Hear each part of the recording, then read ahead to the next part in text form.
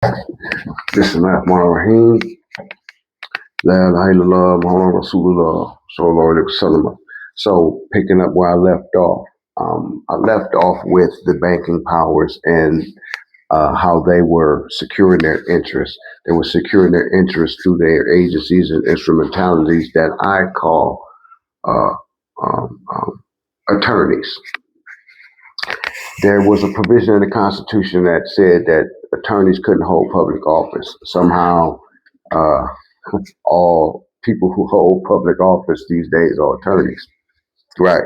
So, what happens is uh, uh, after or when the states secede from the Union, they go into the Civil War.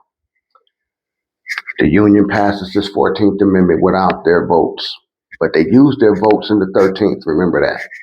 Because this is the right wing's argument today, and most people who are reacting to right wing politics don't even really know the history and what their contentions are. So they get forced back into the union.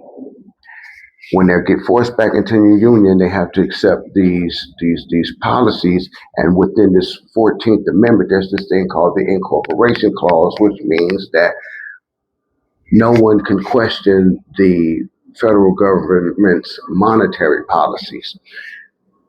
I told you they're in line with the banking cartels of the world. Okay, so you have this dichotomy in the United States, and everything that has been done under this 14th Amendment, although that amendment was allegedly supposed to give the formerly enslaved a status because the government could not deal with them directly. They were free people, right? They never declared their freedom for themselves and created a body politic or carved out a space for themselves. So the government can't just have you on the land. They sent out the contract. 14th Amendment citizenship, right? We accepted 14th Amendment citizenship without question, right? Which meant that government or slavery ownership went from private property or private owners to now public owners, in that the formerly enslaved are protected class of people by the federal government. So the government basically owns these people and protects these people, right? Um, Now, the United States, like I said, had these debts that it owed. And so one of the things Lincoln wanted to do was use the public lands to pay off debts, to get used as collateral in the debts that they were owed. And some people say that's one of the reasons why he come up missing. There's other issues and so on and so forth, right? But anyway, so you have this fraud, conspiracy, and conversion that went down through the Reconstruction Acts, right? And extends all the way up until we get to, let's say, 1913, when the Federal Reserve Act is passed.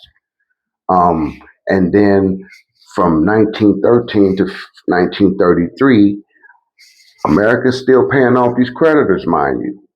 They have what's called Bankers' Holiday, June 5th, 1933.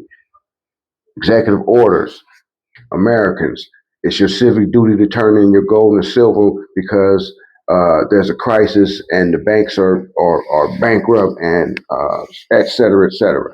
American patriots do just that. They turn in their gold and silver. In return, there's supposed to be a promise for the federal government to pay or honor and pay all debts, public and private, for the citizens because of them bailing out the government.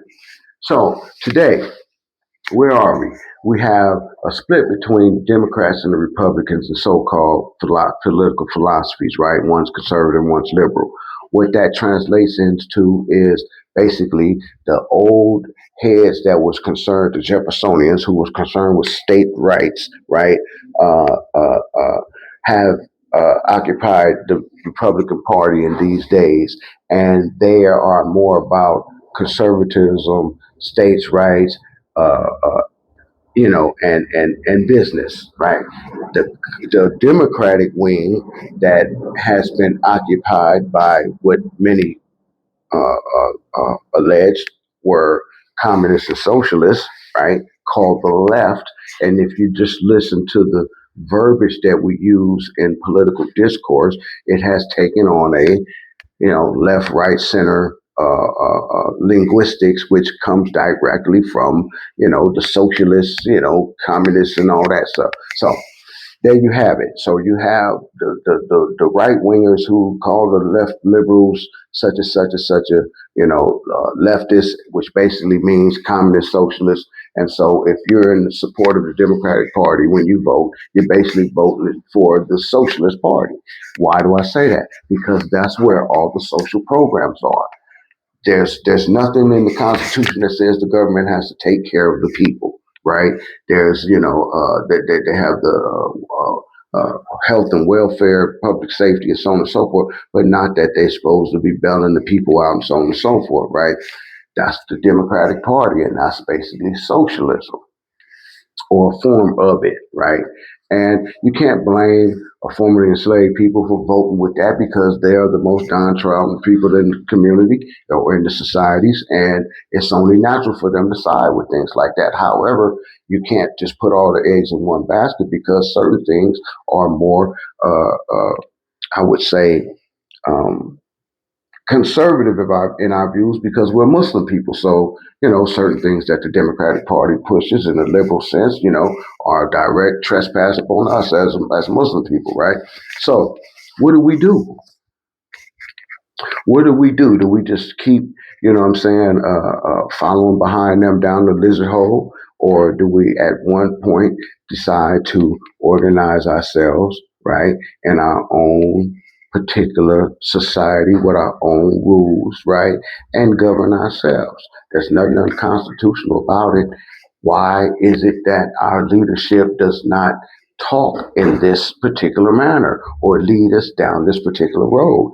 They just want to keep us engaged in Akita wars and who has the most ilm or, trying to be the most, knowledgeable sheikh on the block. And, big turbanism is what I call it, man. Our people have this bad, we know everything but can't do nothing with the knowledge that we have for some reason, right?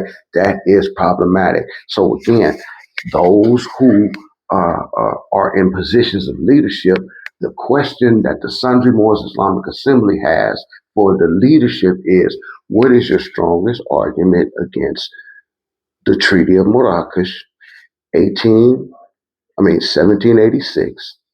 What is your strongest argument against the Sundry Moors Act, 1790, as it relates to a Muslim people with the right to autonomy and self-governance? What's your strongest argument, for why these things aren't relevant to us, right? And there's other acts and provisions that are in our favor while these lunatic friends, politicians are ranting and raving about Sharia this and Sharia that, and, mad about the brothers in Texas building a community that's a great example of what we should have been doing, right? And should be doing because we have the knowledge, we have the expertise, we have all that we need except a will to unify and do it, right? So, yeah, Sundry Moors Islamic Assembly, we promote that we unify and organize under the treaty, right? And that we use what's at our disposal, which is the Constitution of the United States of America at First Amendment, Constitution of the United States of America, right? At Article 3, I believe, and Article 6. So with those things, with those provisions in law, there's nothing that we can't do for ourselves. There's no reason we should be, like I said, following like uh, Christians, right, and how they conduct their affairs. We should be charting our own course, and we should be up under our own umbrella, and we should be nationalizing our energies, right, and our efforts, and we should be contracting with the Ummah around the world and other nations, right? What's wrong with us? Why we can't get in gear and pull something like this off as opposed to building another masjid so that we can have, you know, the same old discourses. Not that I'm against building masjids, to Barakallah, as many as we need, right? But at the same time, masjids devoid of relevance is not a solution, right? And my contention with that is the brothers are teaching you the Orientalists, the Orientalist siphoned version of Islam, which is Islam, with all the academia and ultra spirituality, but no significance in society in the long lines of Amr bil Ma'ruf or Nahy anil Munkar, no politics. We don't even know how to contract. We don't even contract according to the Sunnah, right? So that's problematic for us. We need to focus on the Muamalat and balance this out, and that the brothers who know Ibadat teach Ibadat, and the brothers who know Muamalat come forward. Assalamu alaikum wa rahmatullahi wa barakatuh to the Moors on right guidance, and may Allah guide the rest.